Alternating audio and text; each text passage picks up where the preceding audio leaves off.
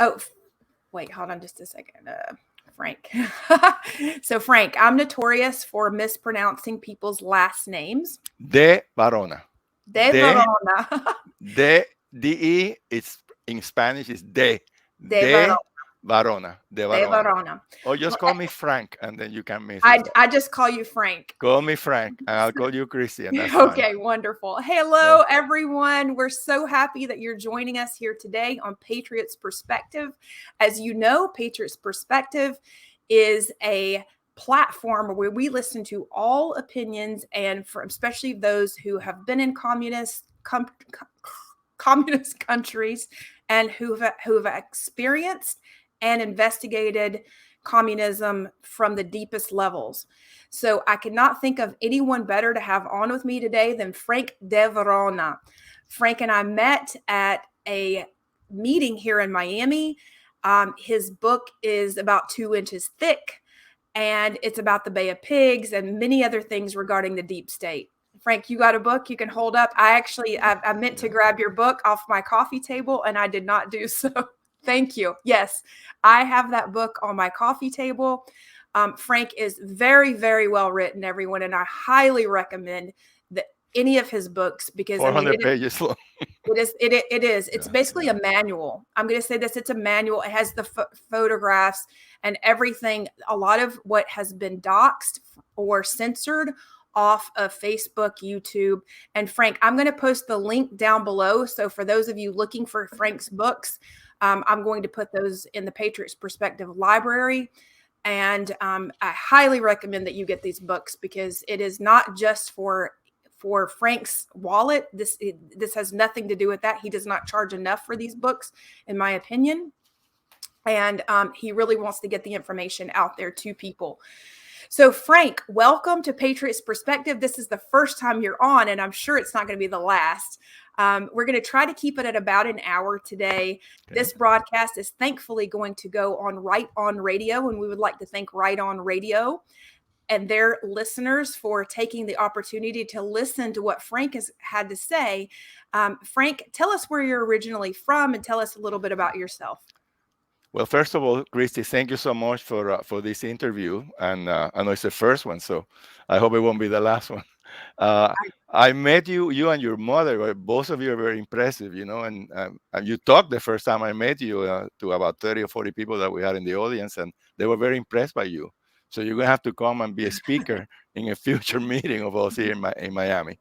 But yes, I was born in Camagüey, Cuba. It was the third largest city when Cuba only had 6 million people. I grew up in the 1950s in Cuba when Cuba was a very prosperous country in Latin America. And in fact, our peso had the same value as the dollar, 1 to 1. You could go to the Central Bank of Cuba and say, I have 1 million pesos, and you would get $1 million. My dad was a cattleman. He purchased a lot of cattle from the King Ranch in Texas. So he would go to the bank and say, I need $100,000. He would give 100,000 pesos. There was no exchange control in Cuba in the 1950s. We ate more meat per person than the United States in the 1950s of Cuba, and we ate more fish per person than people in the United States. We had a lot of radio stations all over the island. We had color TV. I think it was number two after the United States that we had that. There were many color TV stations in the 50s. For a small island with 6 million people, it was at the head of Latin America in prosperity. And then we had Castro lying, saying he was a Democrat. He wanted to get rid of a dictator that we have, a name of Fulgencio Batista, bring back the Constitution of 1940. And then we had Herbert Matthews from the New York Times that made Castro into a hero. And you know about the New World Order. You know the New York Times is the voice of the Council of Foreign Relations, one of the main global institutions that we have in the United States, together with the Trilateral Commission, the Bilderberg Group, Skull and Bones, a bunch of them that we have here in the United States, which I, of course, in this book, I mentioned it in great detail. But anyway, so that prosperous island became totally ruined economically. When communism comes to a country, you have shootings on the wall. Over 30,000 people in Cuba have been shot on the wall. You have lots of people that go to prison. Over 300,000 people in that tiny island has been to prison, including myself, my brother, my cousins, because of course I invaded Cuba, the Bay of Pigs, tried to overthrow the government, and we were captured and sentenced to 30 years of hard labor. But Frank, anyway, can I all of ask that you? changed for the worse. Yeah. Okay, can I ask you a question? Because a lot of people don't know what the Bay of Pigs is. You know, we have to remember you've been in Cuba, you've lived this out, and many of us under our education here in the United States, I didn't know all about this until you and I met, until I started reading your books. So can you explain to our listeners what the Bay of Pigs is, just in case they're new to this? Of course, I'll be happy to do that, Christy. Um, Communism entered Cuba in 1959. Fidel Castro never said he was a communist. In fact, 2 years or 3 years after he's in power, he finally says on December 2nd, 1961, I have always been a communist since the day I entered the University of Havana, which was in 1948. But he lied to the Cuban people. And once he's in power, then, of course, a lot of the Cuban people found out he was a communist. But by that time, it's too late. You know, the first thing they did, take away all the weapons. But that's why we have to protect the Second Amendment in America. Under no circumstances can we give our weapons away. If we do, we lose. Because the Second Amendment, as you well know, is to protect us from a tyrannical government in Washington. It's not to defend ourselves from enemy nations, but to defend ourselves from our own government, which indeed right now we need to defend ourselves of the government in Washington, which, as you know, is predominantly Marxist, dominated by Marxism. But anyway, going back to Cuba, Cuba then becomes a communist nation. Then the Eisenhower administration decides that they want to do regime change in Cuba. So they, on March of 1960, the Eisenhower administration says, okay, we want to do regime change. Let's start training anti-Castro Cubans in the United States. Actually, we did not train here, but they began recruiting us here, and they sent us to Guatemala to be trained. I was a student together with my older brother. First of all, I graduated from, I came to study in the United States when I was 14 years old. And this is 1957. Well, I first went, of all, Frank, before you get to the United States, I want to ask a couple of questions.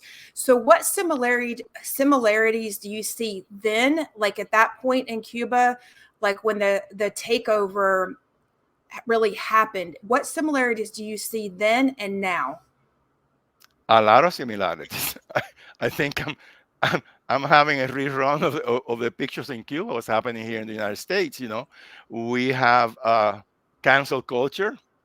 We are teaching communism in all of our schools. We teach the two teachers union, the American Federation of Teachers and the National Education Association are run by communists. So what are we teaching our students in government schools or public schools? Well, we're teaching critical race theories, how whites are superior to blacks. Blacks are have to, you know, rebel against the whites. We're teaching a division. We're teaching the Black Lives Matter pre-K 12 curriculum. And by the way, we're teaching that right here in Miami-Dade County Public Schools. We don't go Yes, that we far. are. Yes, we are. We teach it with videos. You know, they have the night right here. By the way, I worked 36 years in the Miami-Dade County Public Schools, all the way to deputy superintendent of schools. So I really know the school system well, but it wasn't the school system today is not the school system where I worked several years ago. And then I became a professor of social studies at Florida International University for 7.5 years. But going back to the school system right in Miami, they are teaching through videos in kindergarten, pre-K3, upper elementary grades, middle school and high school, communism. They don't call it that, Openly, yes, they but are. it is communism that we're teaching not only here, throughout the United States. They did that in Cuba too. As soon as they took over, they began teaching communism, because once we lose the young people, once we make them communists, it's over for our nation here, Mhm. excuse me, in the United States. It's totally over. Okay, Frank, That's a let me great ask you: similarity right there. if you were a teacher teaching this right now, can you give? I love to give action items as we're going through the interview. What would you do if if you were teaching in Miami-Dade school system right now? What would you do? What would you change? I would not use those videos, of course. They're all communist videos.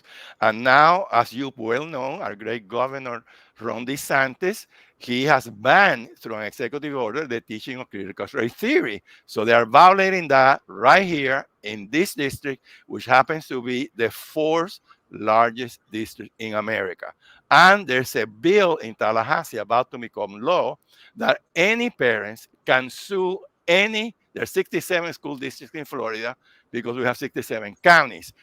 Any parent can sue a school district that's teaching communism to their students. So if the Dade County Public School doesn't change, get ready for lawsuits, okay? Because there will be a lot of Right. lawsuits going to cost them a lot of money. And, And that's an excellent thing that DeSantis is doing with that particular law.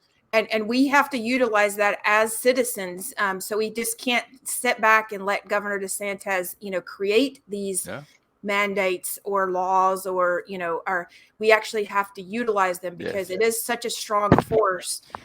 So I want to encourage any, I gave a story, and I'm not going to go into the milk story with my daughter. You can actually go back and listen to that, some prior interviews, but you have to stand up for what you believe in the school system and go to the school board meetings to stop it.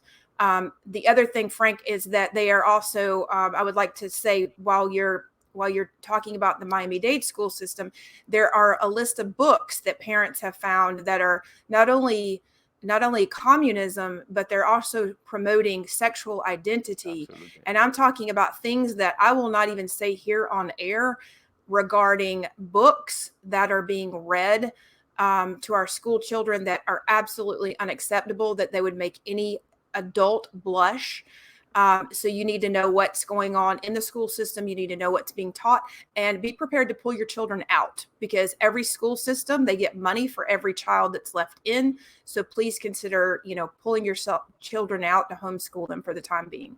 So Frank, okay, let's continue on. We are teaching pornography also, not only here, but throughout Florida.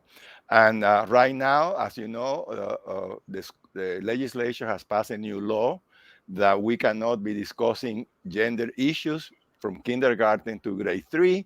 The Biden administration called that an anti-gay law, which is not. Kindergarten kids have no business being taught about transgender, and that's in the curriculum. So that's a good step to stop that. But it's much worse in California, Christi. In California, where all the bad things begin, they even have men dressed as women reading gay books to kids in kindergarten and in pre-K. Yes, they do. Drag queens reading out.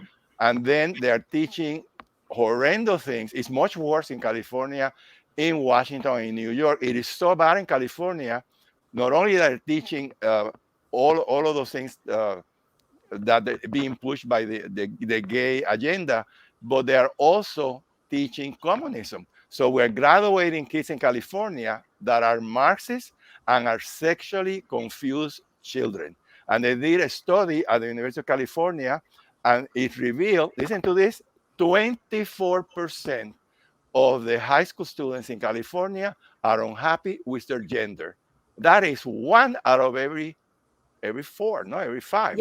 Yeah. Whenever outstanding that amount. And in New York, they teach that you can choose among maybe 17 different genders. Boy and girl is just 2, and you can choose to be, transgender, this and that and the other. And there they did a study, and 17% of the students in New York are unhappy with their gender. So we're graduating Marxist, sexually confused students. If that's not the end of the United States, I don't know what would be. I agree with you. And I just want to say to everybody that's listening here, because this is this audience that we have, it's the very, everyone is either pretty awake or already woken up for like a couple of years, like they know, they've been investigating. So one thing I want to say is, one of the ways we can combat this is, we all know that there's algorithms online and they're asking like what your gender is. Just say you don't know, you'd rather not say. Don't let them know what your gender is, or put down one of those like genders they want to hear. They want to know that you're like messy and confused, because what that does is it makes your content rank in the algorithms, because they're like, yeah, we want this person. So make sure that you do that, because we can also, there are things we can do to combat what the enemy is trying to do right now. So Frank, I want to get back to your move from Cuba. Well, first of all, I want to get back to your training. You said that they sent you guys to Guatemala to train. What did that mean? What does training mean? Yes. I graduated from high school when I was 16 years old. And then I went to Georgia Tech to become an engineer with my older brother, who was 2 years older than me. And then in mid-March 1961, we came to see our parents that were living in Miami Beach at the time. And both of us announced that we wanted to go and fight to overthrow the communist government of Cuba.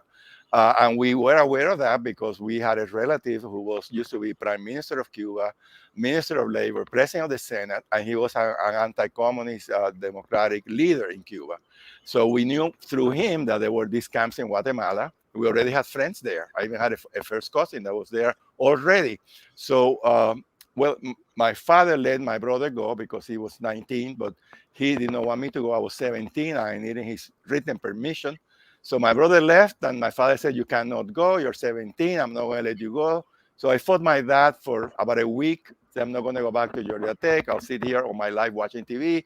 And at the end of the week, I won, and then he signed, and then I joined my brother. Now, at the time I arrived in Guatemala, it was up in the hills of Guatemala.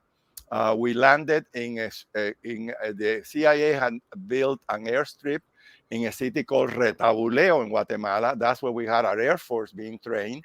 The CIA had asked for 24 B-26s, and we received only, they received only 16. That's a World War II light bomber, the B-26. And those our pilots were being trained by Alabama National Guardsmen who had those steel planes back in 61. They were the only place in the United States that were still having those World War II light bombers. So we were trained, our pilots were trained by these pilots from the Alabama National Guard. And there was a general that headed that group. Anyway, so by the time I arrived, it was April 1st, Easter Sunday. I remember distinctly it was Easter Sunday, but I only had 13 days of training. Although at Admiral Farragut, of course, I would shoot rifles there for 3 years. I went to 4 summer camps in the United States where I took rifle shooting. My dad had a ranch where my brother and I would always be shooting birds or whatever. So I was an excellent shooter. In fact, I was the best shooter in my company when I was training in Guatemala. But I only had 13 days of training because on April 13, 1961, they flew the 1,500 of us from Guatemala to Puerto Cabezas, Nicaragua, that the government of Nicaragua has allowed the CIA to use that port, which is on the Atlantic coast, for our obsolete World War II cargo ships, Liberty type, to never be used for an invasion. Those older ships, they were impossible to use. But anyway, so they were in Puerto Cabezas, and also they had an Air Force base there for our B-26s. But the problem was that the Eisenhower developed plan, which was approved by the Joint Chief of Staff and by the CIA, was completely changed by President Kennedy because he had a bunch of globalists in his administration that did not want us to invade Cuba and topple the communist government. The worst one was Dean Ross, Secretary of State, that for 10 years, he was the head of the Rockefeller Foundation, and he didn't care what Kennedy said. He followed whatever David Rockefeller told him to do. But not only was he a globalist who did not want us to win, did not even want us to invade Cuba, there were other globalists in the Kennedy administration, like the Bondi brothers, who were in charge of the National Security Council of the Kennedy White House. You had Arthur Schlesinger Jr. You had a bunch of globalists, all of them professors from Harvard, leftist professors, maybe some of them socialists or perhaps Marxists, and those gave horrible advice to President Kennedy. So all the plans that have been prepared and approved by the Joint Chief of Staff were completely changed. If they had not changed those plans, we could have won. The invasion was going to take place in the city of Trinidad. Well, let me just tell you, my grandfather, Frank, just for those who are just listening in, because I've waited, I've not shared this information too much, but my grandfather actually worked for the Secret Service, or as an Army attaché in the State Department. Not Secret Service, sorry, but Army attaché was his formal title. We don't really know what part, we never know if he worked, whatever parts, but we do know he did tell my father that he had intercepted, he did all the Morse code decoding for President Kennedy, and he had presidential access. He was the one who actually called President Kennedy regarding the invasion of Cuba before Fidel took over. So I grew up, I never understood why my grandfather, I always got really upset anything Cuba. And, growing up, I always thought, well, is it like something to do with the Cuban people? Like, is it because they came to America? Like, I never understood what it was. But the reality was he was very upset that President Kennedy, he felt that whatever it was was not implemented. Yes, well, if they had not changed the plans at Christi, we could have won because number one, Trinidad had most of the population was anti-Castro, so they could have joined us. We had enough weapons for 15,000 soldiers aboard our ships. There were already rebels, anti-Castro rebels, fighting in the mountains of the Escambray Mountains, which is at the foot of the city of Trinidad. They would have come down and joined us. Only 2 roads led to Havana. They had piers for obsolete ships to unload all the weapons that we were carrying. The Bay of Pigs was a very wrong place to go because there are no piers. It was impossible for us to unload the weapons that we had if there are no piers. So unfortunately, the plan was drastically changed. The plan also incorporated 5 air attacks to Cuba prior to D-Day, which was April 17, 1961. On April the 15th, there was to be a surprise air attack using the 16 B-26 of the Brigade Air Force. By the way, our brigade was called Assault Brigade 2506. That is the full name.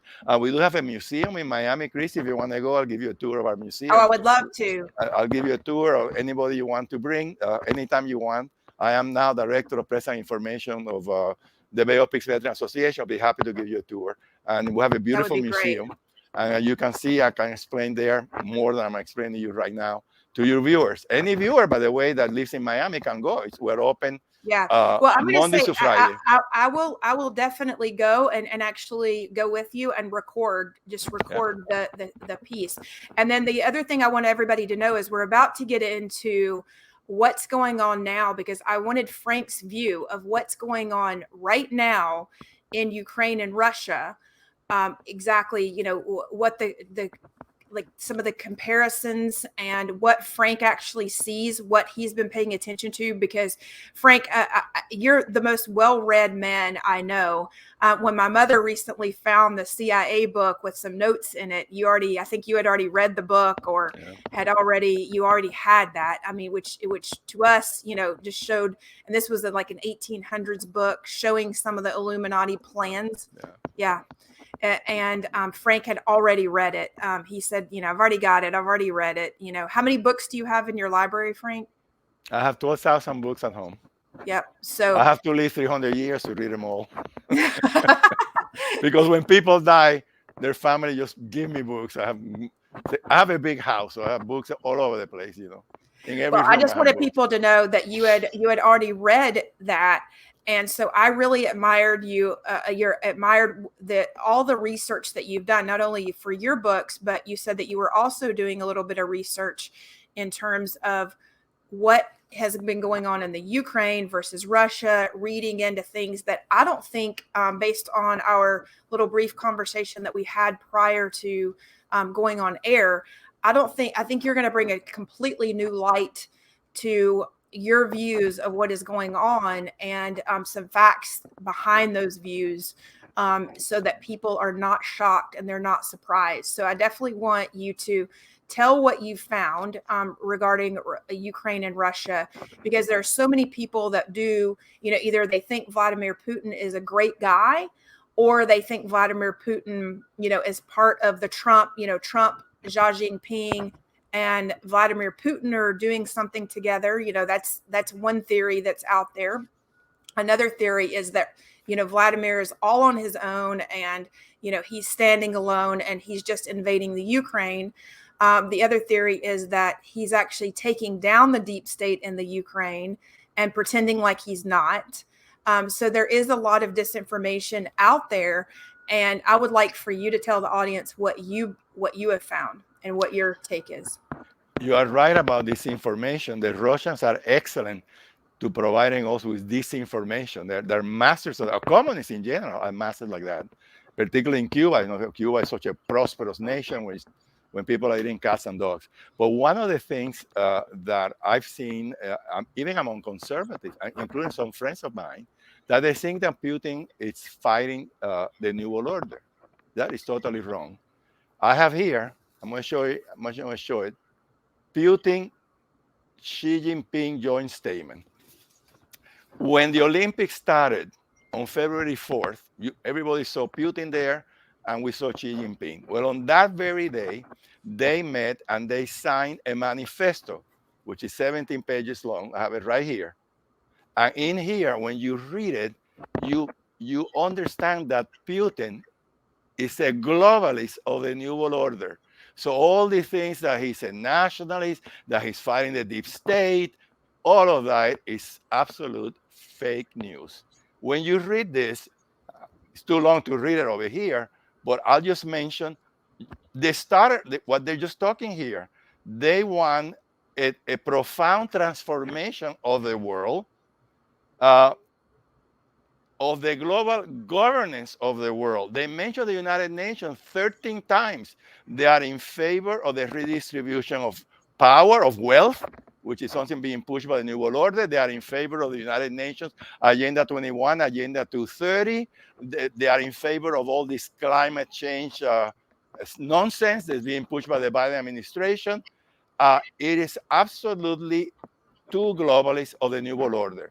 We already know from before this joint statement was done on February 4th, 2022, that China is the leader of the World Economic Forum.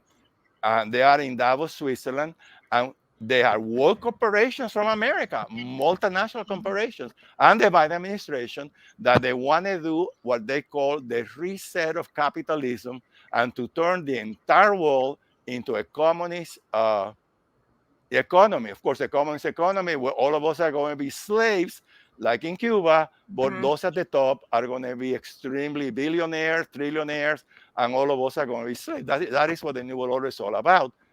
It's own nothing. Own nothing. Their byline is basically own nothing and be happy. And people think that's a joke. They think that's something we are making up, as truthers or truth tellers.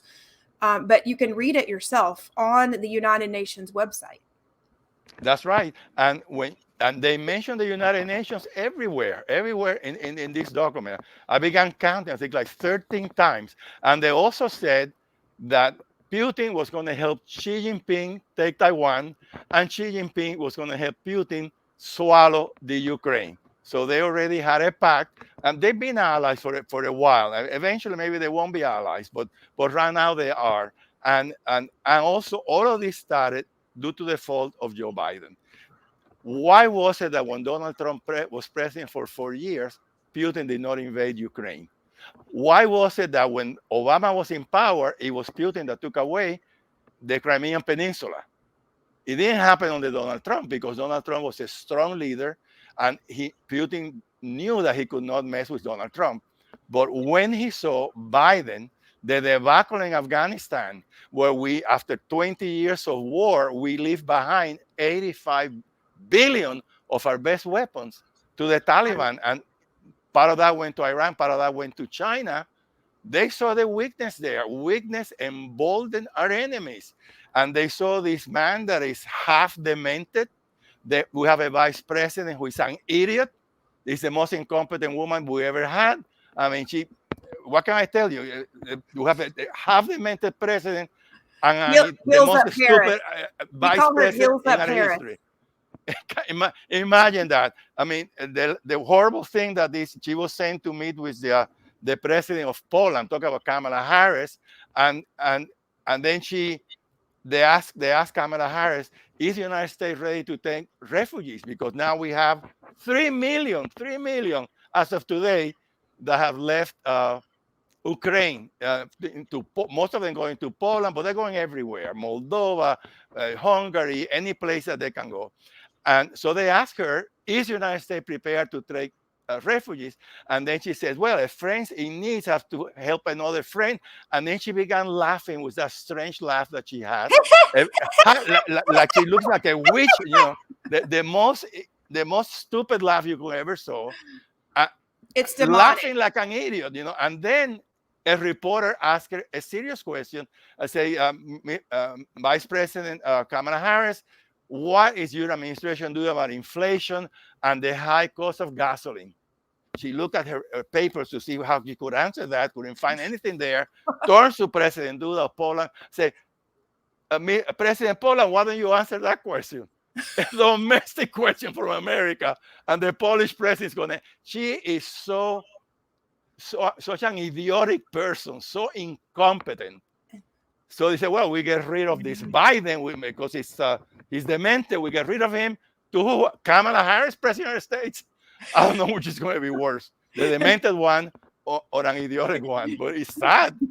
And then if the two of them die, who do we have?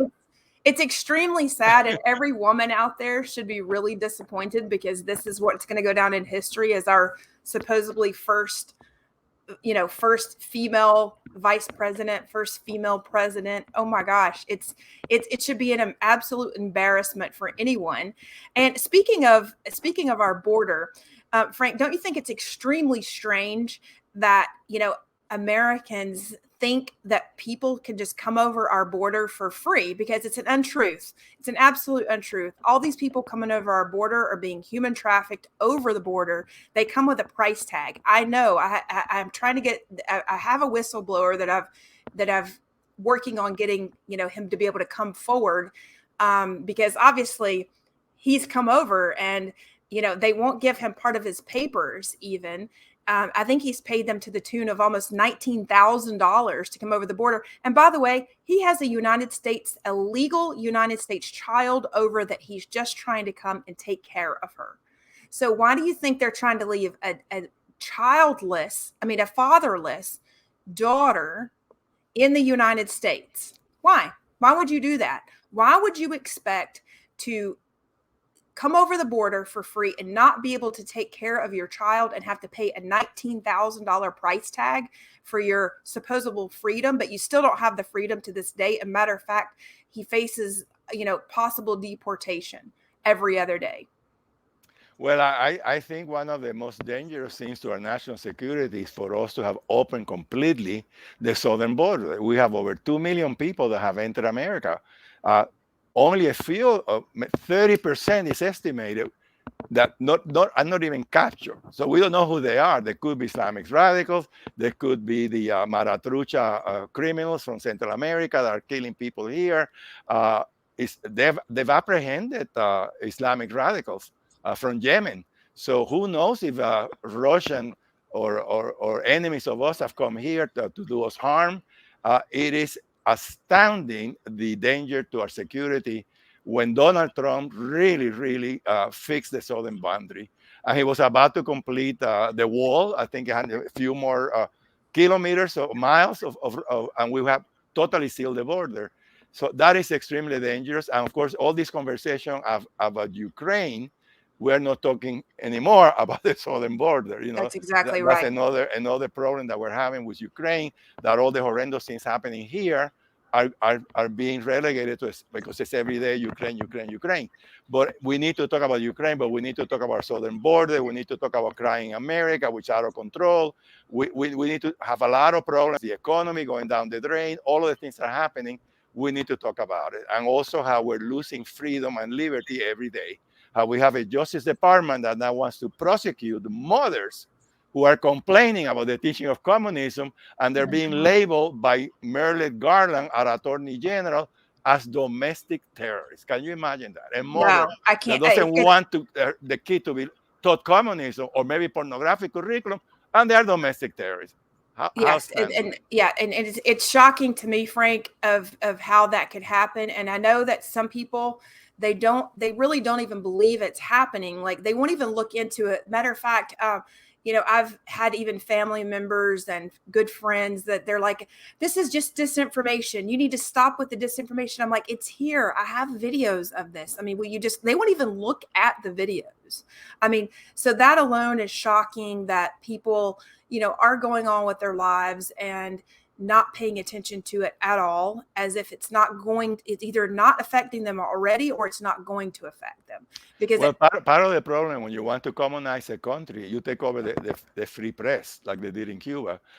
There was a man by the name of Skousen, Cleon Skousen, who wrote a book called The Naked Communist. And in that book, he said there are 45 steps to bring a nation into communism, or objectives. And when you do that, the country turns communist. Well, unfortunately, in America, those 45 steps have already been done. It was not done over a day, it was done over a very long time. But when all of our unions now are communists, we have over 100 communists in Congress. The mainstream press is totally socialistic. So all of those things are horrendous signs. And I saw it in Cuba. And we're seeing now in America, which is very scary because at least when we lost Cuba, we had the United States that we could come into it. But if we lose the United States, where are we going to go? There's no place to Exactly. go. Well, I want to ask you a couple questions. There's some investigative journalists, and I'm going to name their names so that way everyone knows. You can follow these journalists if you like, and listen. I like to listen to everyone's point of view because and try to put the pieces together or connect the dots. So, a journalist by the name of Benjamin Fulford has come forward and he claims that he is working with the White Dragons. So in Japan, he's working with the White Dragons.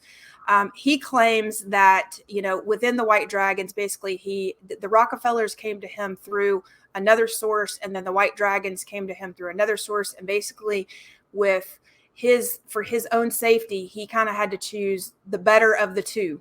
And one of, obviously we know that the New World Order, Rockefeller Foundation, everything is set up. And that also includes the United Nations. People do not understand that the United Nations is nothing more than the central banking system's army. So anything that they do is going to be New World Order to usher in the New World Order, which involves death for all of us. Because I can assure you that none of us speaking here or probably even listening are going to make it to, I think it's 500 million people are going to be left on the earth, according to them and the Georgia Guidestones. They try to repeat everything historically in the Bible. And, it's Satan. They're absolute Satanists, and they are running the United Nations. So Benjamin claims that he is working with this White Dragon establishment out of Japan, and that they are fighting for not a new world order, but basically to stop the New World Order from coming in, but also to just help humanity in general. And when that is, that sounds great, and I hope it's true. But what is your take on something like that? Because he claims that everybody has been taken down except for David Rockefeller. Do you classify this, Frank, as some of this what you're hearing as disinformation, or do you think any of it's possible? Well, I've never heard of the White Dragon, so I cannot make a comment on what they are. Okay. But I do can make a comment on what you mentioned with the United Nations. The United Nations is nothing but a club of third world nation dictators. They hate America, they hate Israel, they hate the West in general. There are 57 Islamic nations that are part of the UN. And all of them want to impose Sharia law upon the rest of us.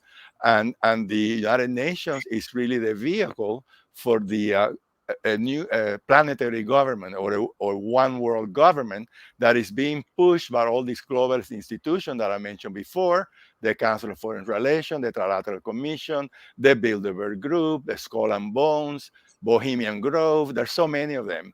And unfortunately, we have a lot of the multi-millionaires, billionaires in America that are behind that. If I had all that money, I would enjoy it, and I won't try to enslave the world. So yes, the danger that we have is the UN. The UN, not them themselves, but those that control the UN, that want to give us the New World Order. And now through the World Economic Council in Davos, which is of course world corporations. We have a lot of excellent small businesses in America. They're very good, and they're being taxed to. They're always taxed. They're being given a solid regulation. But we have a lot of world corporations that are evil. Big tech is evil. All of big tech is evil. We were mentioned before the program that you have to be careful that the YouTubes that you have or other people have, they don't erase them. I get censored all the time in Facebook, all the time. I put articles there and nobody can see them. And yet I put something else and that it's not political and 500 people see it. So you know that I'm being censored. How can not even one? I have 5,000 friends in Facebook and 2,000 followers. And I put an article there, no one person can see it. So, I mean, of course I'm being censored. And also big tech, the Communist Democratic Party, the operative of the Democratic Party, all of these people and New World Order guys, they did a coup d'etat or they cheated in the 2020 election that Trump won handedly. He won over 80 million votes, and they gave it to a demented man who hardly campaigned, who stayed in the basement. And when he had a meeting, they had 200 cars. When Trump had a meeting, there were 60,000 people there. And then he wins in the election because they use the electronic voting machines that all of them can be altered. And the worst one is the Dominion voting system that uses the software Smartmatic that was invented in Venezuela to cheat in the elections in Venezuela. And the Dominion voting system was used in 30 states and Puerto Rico, and listen to this, Christi, in 17 counties of Florida. So they cheated Trump in Florida as well in 2020. But he won so big that even stealing votes, he still ended up with 50.4, but he probably won by 55%. And they stole thousands of votes. I'm serving on election integrity committee, and we already are uncovering all the cheating that took place right here in Florida in 2020. You know, we have a lot of absentee votes or vote by mail, they call them now, sent to factories where no one lives. 16 people voted at a tiny efficiency in Key West that only one person can live there. So we've done some canvassing in many of our counties and find lots of cheating right here in Florida. So you don't have to go to other and right here in Miami-Dade. And right here in Miami-Dade too. Exactly. Absolutely. And so speaking of that, Frank, and some people say, well, you know, why does it matter? This is not about Trump. This is not about just the national election. This is also about the down ballot. Because the other thing that they do here in Miami-Dade is they also try to do things such as like on even if it's just like the mayoral election, they tried to say, oh, well, you have to wear a mask in here now. You know, they try to put like all these rules, all these check boxes. And I can tell you my vote did not count in our last mayoral election. I keep saying that over and over and over again because the person that I voted for just so happened to be the low woman on the totem pole. And she got 0 votes in precinct number 569. And I'm going to keep saying it over and over again because she got absolutely 0 votes. And you voted for her in that precinct. I voted for her. Yeah, so I voted for her. You know they cheated on your personal vote. Yeah. Yes, exactly. They cheated on my personal vote. I have the ballot number and everything, and I have not gotten any correspondence back from our Department of Elections.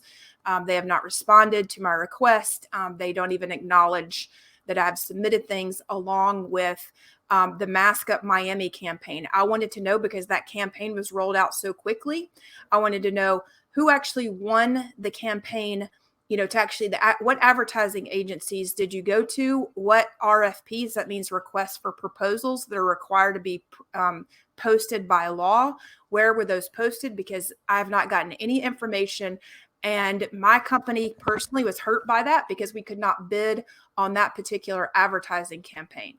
The other thing is, if you think about it, the propaganda in those advertising campaigns are promoted and they're also not revoked. So for instance, all of a sudden COVID has gone away, right? But nobody knows that it's gone away because guess what? They do a great job of pushing these narratives out, but they don't do any retractions at all, or just saying like, hey guys, you know, the death rate is down and, you know, so we're going to go ahead and like release, you know, these things, and they don't do it. And business owners don't know. So if you are a business I highly recommend that you take all of your signage off, because you could also be charged with crimes against humanity in the upcoming international court trials. And so I want to get to that. Frank, are you aware that there are crimes against humanity charges that have been filed in international court on December the 4th or the 6th?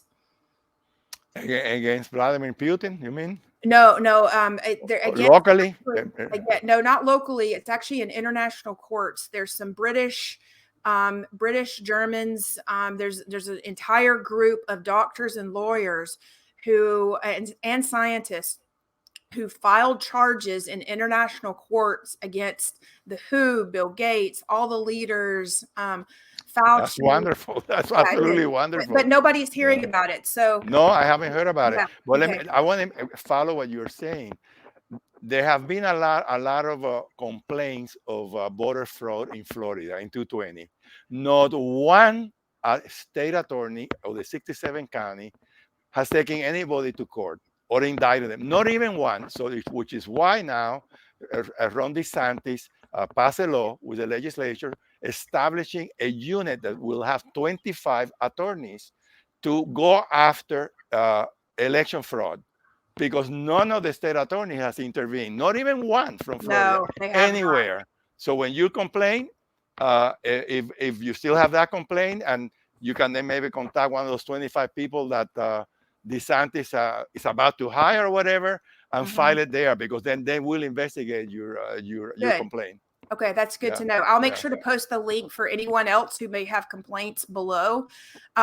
Frank, and we'll go over, I want to actually have you back on to actually just talk about elections and what people can do regarding elections, because people are so hungry for information on this Ukrainian, border, and what's actually going on the border. With your article, I didn't have a chance to go through your entire article that you wrote on Ukraine. But by the way, thank you for the research in doing it. And I do plan to not only read it, but I would like to also post it for everyone else to read, if that's okay with you, or at least let them know. Please publicize it. But that article that I sent you a couple of days ago, I have updated it now with more recent information. But I like to start talking about Ukraine, something very important that maybe a lot of your audience might not be aware.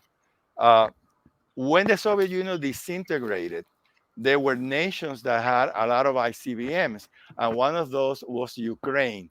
They had 1,900 ICBM with nuclear weapons. Will you explain what ICBM means? Intercontinental, thank you. Intercontinental ballistic missiles. Okay. Those are the ones that travel thousands of miles and hit you with an atomic bomb. Well, Ukraine had 1,900 intercontinental ballistic missiles, which we call them ICBMs for short.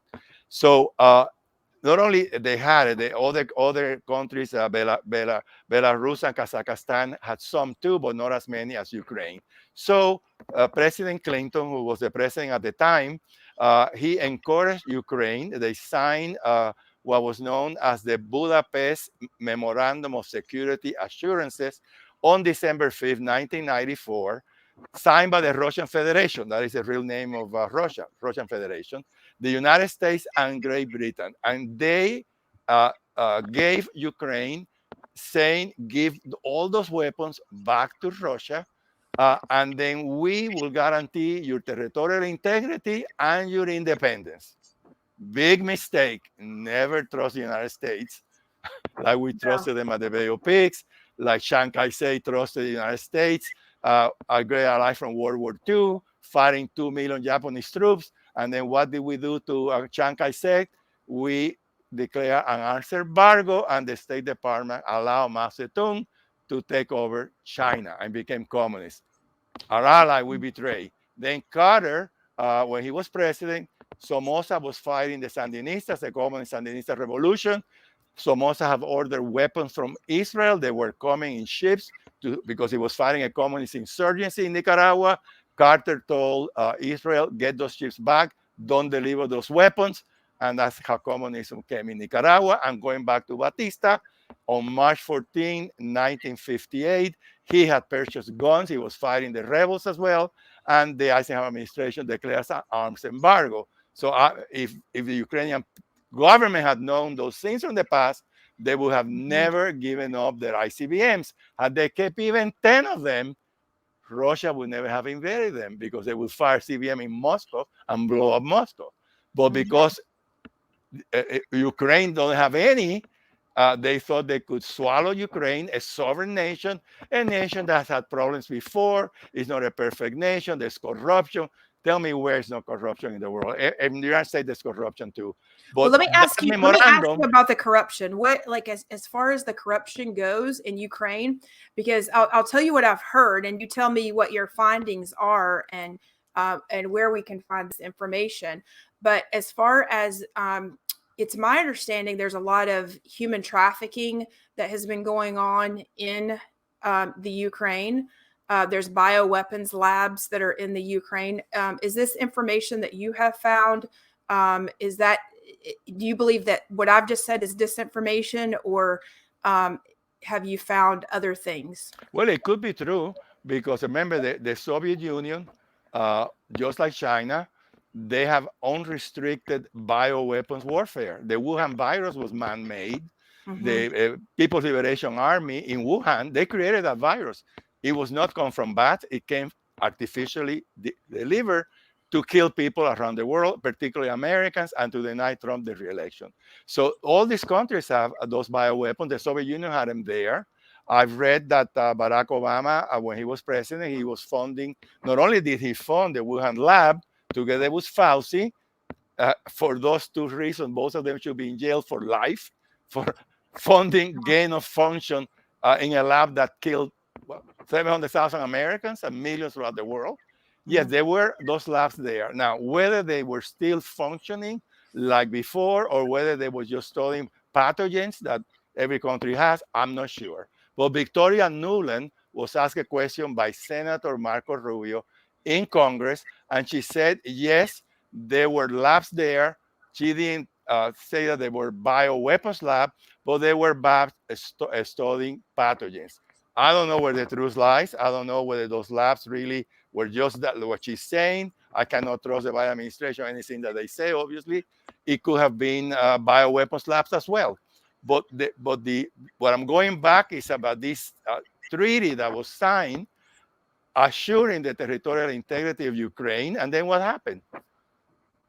Putin invades Crimea in violation of that treaty that Russia signed. The Russian Federation signed the treaty, and it violated that. And then the other thing that I think that provoked that invasion is Joe Biden. Had Trump been there, we would never have an invasion of Ukraine. Why is that? First of all, Biden ignored all the U.S. intelligence services that were telling him they are going to invade Ukraine. They are gathering over 200,000 troops all around Ukraine. And he did nothing. And you know why he did nothing? Because President Zelensky supported Donald Trump on the second impeachment. He never accused Donald Trump of any wrongdoing. So because of that, Biden didn't send him any weapons when he became president, because he hated the president of Ukraine, because he was helping Donald Trump in that second impeachment. Okay, so that is a very good. That's actually very interesting, Frank, that you would bring that to our attention, because the other theory that I've heard out there that a lot of people believe is that Donald Trump is working with Vladimir Putin and Xi Jinping, even still behind the scenes, to take down the deep state in the Ukraine. So what you've just said actually kind of makes a lot of sense, that we have to actually pay attention to, of the alignment and why didn't he go after. And we don't really know what the truth is, right? Like we really don't even know with our own elections as who is actually, voted in, or if any of these people ahead of us, that are our politicians today are actually voted in. We don't know that. I feel like, at this point, none of us really know that. Like, I'm talking about through the United States, Florida, all the way through the entire world. Like, we don't even know, if our military is in control and flip some of the votes so that we would have, this one good person over here. Yeah, that sounds like a great theory. But the reality is, I believe that people, we do have to take time off from our normal jobs, let's just say, just like I'm doing right now to interview you, Frank, because it's not an easy thing to, take an hour out of your day to, and I know it's not you to do the research. I mean, you should be retired on a golf course right now, kicking back, relaxing, traveling the world, but you're not really able to do that because of all that's going on. And you know what? God bless you because of what you've had going on, like in your earlier life, and then having it again. It's like, I've said, regarding even my grandparents, I have one set that's still alive and another set that I'm like, thank God, they're gone, because to have to re-endure some of these things over again is really, really bad. So Well, let me, Christy, let me just say that Donald Trump has never been a Russian spy. Never. Mhm. That was the lies that the Hillary Clinton campaign. You know the whole story as Yeah, well as maybe your audience. So I need to repeat it. He was very strong against China, very very strong against Russia. He was never a spy of any of these nations. These nations did not invade any country when he was in power for 4 years, and he did the tremendous economic sanctions in China. So how could he be, if he was working for China, then he was be an ally of Putin, because those two nations are allies now. But yeah, this is a total failure on the part of the Biden administration. But the worst failure is that from being energy independent, we are now begging communist Venezuela and Iran to sell us oil. yeah. And he's so weak that he called the king of Saudi Arabia asking for more oil, and they didn't even answer his phone call. That's how Yeah. weak he is. Well, Even let the me king of Saudi Arabia won't answer the phone call from our so US so president. Frank, that is Yeah. one of the many reasons I have to wonder, like, is this guy really even in control? I mean, I question. I really don't think he's in control. I mean, I don't think he's in control of anything. So, you know, I don't either. I don't. yeah, I okay. agree with you. So it kind of it does make you wonder, are there a white hat military operation going on behind the scenes? I mean, many of the people that are listening to Ride on Radio are going to be firm believers there's a white hat operation going on behind the scenes, because there's been many whistleblowers come forward that have stated so, and of course those people they could be Russian disinformation. I don't think they are. I mean, that's just my point of view. That's one point of view to look at. But when it comes to, perspectives, I think it's very interesting. The one fact that you brought up, that Zelensky did not, did not want Donald Trump impeached. That is very interesting, because I had not realized that before. Because for some reason, I was just thinking that he was completely against Donald Trump against him, or just silent during parts. Because the other thing that we've also heard is that he is actually an actor. We had, the Q drops tell us early on, if you want to believe in Q drops, that, we're all watching a big, huge movie. What do you say to people who believe we are watching a movie? I mean, have you entertained that thought or idea at all? Or do you just see that as all Russian disinformation? It's Russian disinformation. We're not watching a real movie. We're fighting a president who was an actor, also became a lawyer. He was a comedian, and then he became president of his country. And he, unlike other presidents, like the president of Afghanistan, that the moment that the Taliban invaded, he took all the gold that he had and fled. Well, this man is not going anywhere. He's in Kiev, or I call it the old name, Kiev. Now they call it Mhm. something else, Kiriv, whatever it's called. He's there fighting. Every day he's fighting. His wife is there. The Russians sent 400 mercenaries from Africa to assassinate this guy, and they're trying to assassinate him. He's fighting, and so are the civilians there. The women and children are leaving, but a lot of people are staying behind with weapons. We even have 20,000 foreigners fighting. Here's a picture of foreign fighters that sign up to fight the Russians.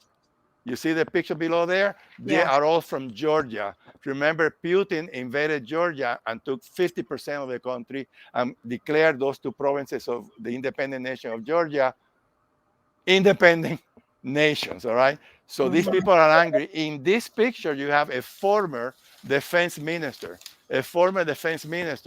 fighting here. And there are 20,000 now from other countries fighting in Ukraine. And every country is supporting Ukraine. Who are the countries? Poland, the Estonia, Latvia, Lithuania, tiny little countries, smaller than Miami-Dade County, 2.5 million people, and they're terrified because Vladimir Putin has stated he wants to bring back in Russia all the former countries that were in the Soviet Union. And that will be those three tiny little nations. It'll be Poland, it'll be Romania, it'll be Bulgaria, and all of these nations are helping the Ukrainians. Every single one of them is helping the Ukrainians because they know if Putin is successful in Ukraine, they are going to be next. And by the way, if it's going to be next, is World War III, because Article 5 of NATO says, and there are 30 nations in NATO, it says if one NATO country is attacked by an enemy nation, the 30 countries goes to war. And then that will be World War III if that were to happen. And it's very alarming because you heard that there was a base only 12 miles away from Poland that was hit by rockets from an aircraft that fired those rockets over the Black Sea. And it hit, destroyed a base there, killing 30-some people, 100-some wounded, but only 12 miles away. Imagine if one of those rockets had hit Poland. Imagine we have 82nd Airborne soldiers, maybe 30, 40 miles away from the frontier of Ukraine. If that rocket would have killed US soldiers, we will be going to war with Putin. It will be World War III. Quite dangerous because Putin's army, we know now, is a disaster. They haven't been able to subdue these people. 4 generals have been killed with snipers. They're bogged down. They are unable to capture cities because these people are fighting like crazy. It's their home, it's their land. They don't want to be invaded. And we're seeing that the Russian army is not what people thought it was that good, because they're having great difficulties subduing a country which a smaller army, much smaller. They don't have the weapons that they have, and they still have not won. In fact, I believe if Putin is unable to win in Ukraine in the next couple of weeks and is bogged down completely, he may be thrown out of power because he promised these generals, I'm going to take over Ukraine in a couple of weeks. People are going to love me. We're going to be welcome. Ukraine is ours. And that hasn't happened. So that could be a mistake of Putin underestimating the difficulty of swallowing Ukraine, and it could cost him his own job. It could. He's 69 years old. He's been in power 20 years. He's a bloody dictator. What he's doing in Ukraine, killing civilians, women, and children, attacking schools, blowing up hospitals, this is exactly what he did in Syria, in Aleppo, Syria. He did it in the Soviet Union, in the Chechnya area, like that.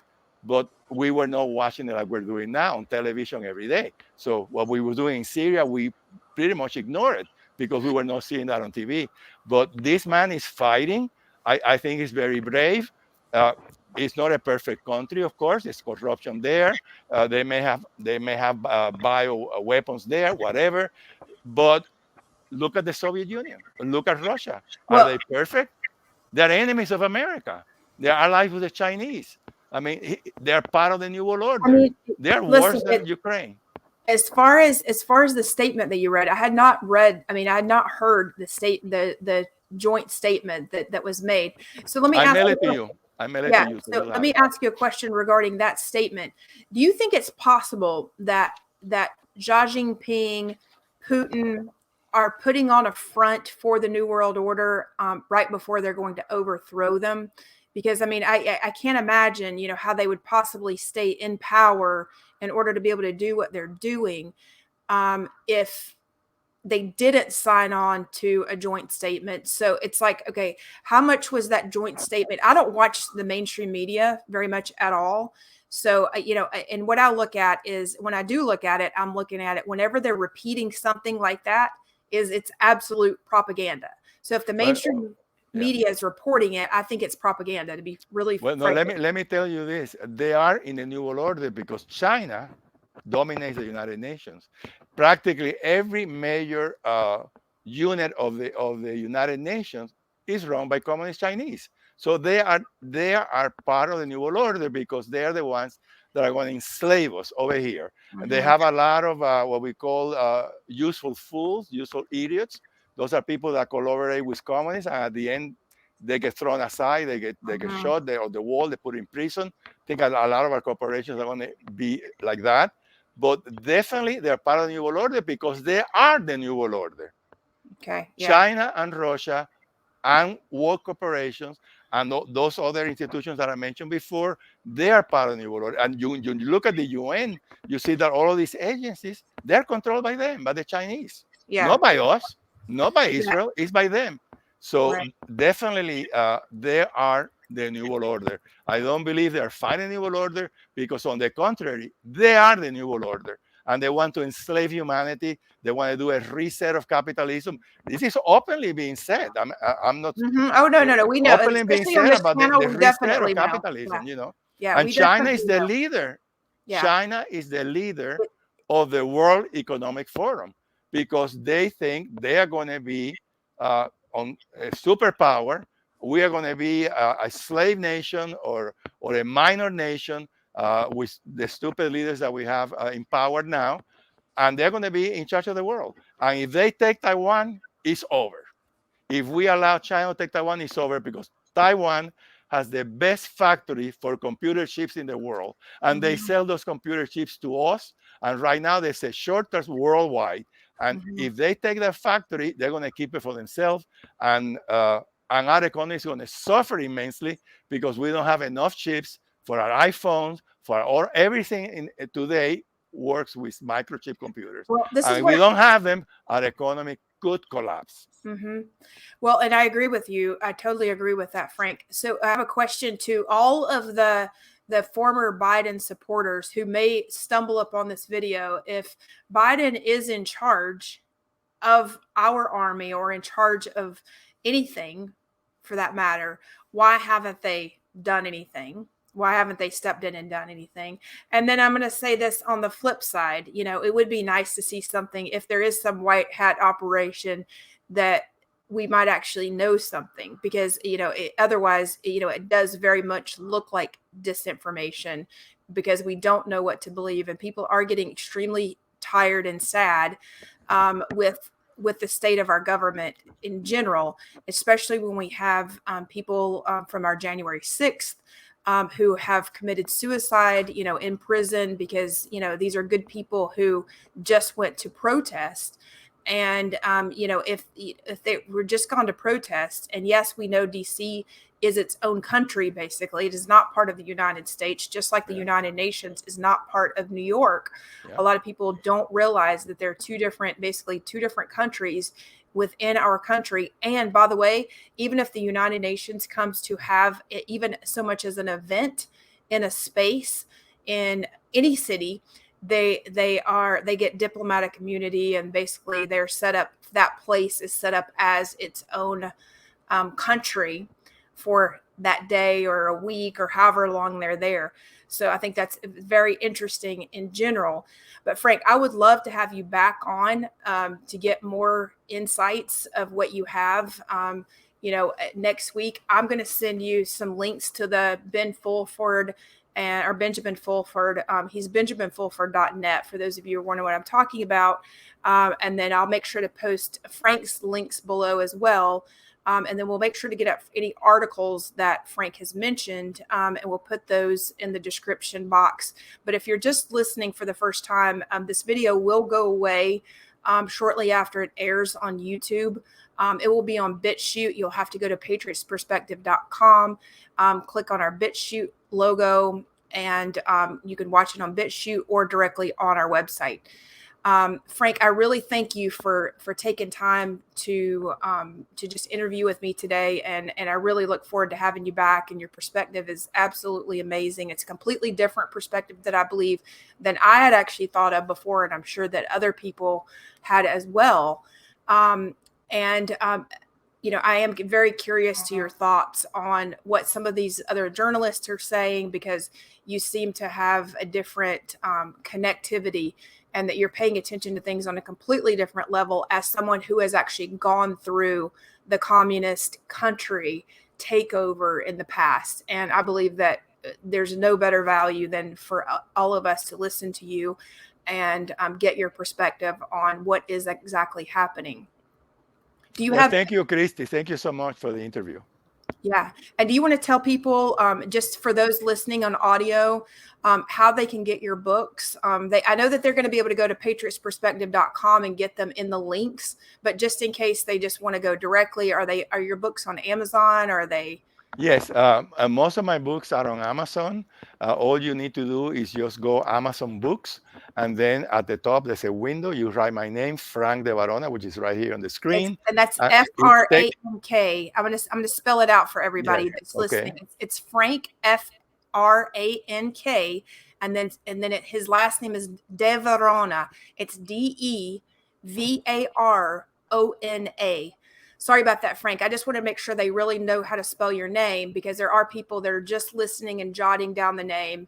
okay. That I want to make sure that. When they do that, and you in the window at the top of Amazon, you write my name. It takes you to the page where I have all of my books there on sale in Amazon. The one that I show on the screen, The New World Order, is a crucial book to understand the world. But I have one called Cuba, the Bay of Pigs, the Kennedy assassination, the Vatican, which you have a communist pope in power, and the New World Order. And my books are lengthy, they're 400 pages, but they have many pictures inside, maps, so they're easy to read, big letters too, because I don't have a lot of young readers. I may have people my age read my books. And they're great. The letter has to be big so they can understand it. I loved it because I felt like, I tell you, as I'm going through your books, Frank, I love it that you included all the photographs, because I don't have to stop and go research for those photographs. And then also many of the photographs are now gone too. So you were able to capture and actually put a lot of that in. So for example, in my books, like The New World Order, I used 29 books to write my book. And each of those 29 books that I used are inside my book. So when I talk about the Federal Reserve, I have 3 of the best books that I've ever written there. My chapter is 20 pages long, but if you want to know more about the Federal Reserve, then you go and look at the Creature of Jekyll Island, 640-page book, or you look at the End of the Fed. So I don't write like a historian, because I write for general audiences, and I want to make it easy on whoever reads the book. Oh, I'd like to have more information on this chapter. Then you go to Amazon and buy another book.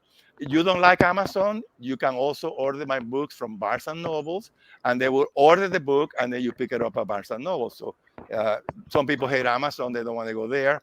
But anyway, Amazon did not publish my book; they are selling my book. I had a publisher that did my book from locally here in Miami, and Amazon is just simply selling the book. My books are inexpensive; they are $25 each. My books, and if you see me, I'll sell it to you for $20. I'll give you a discount or whatever. But anyway, or I sell it for 25, whatever.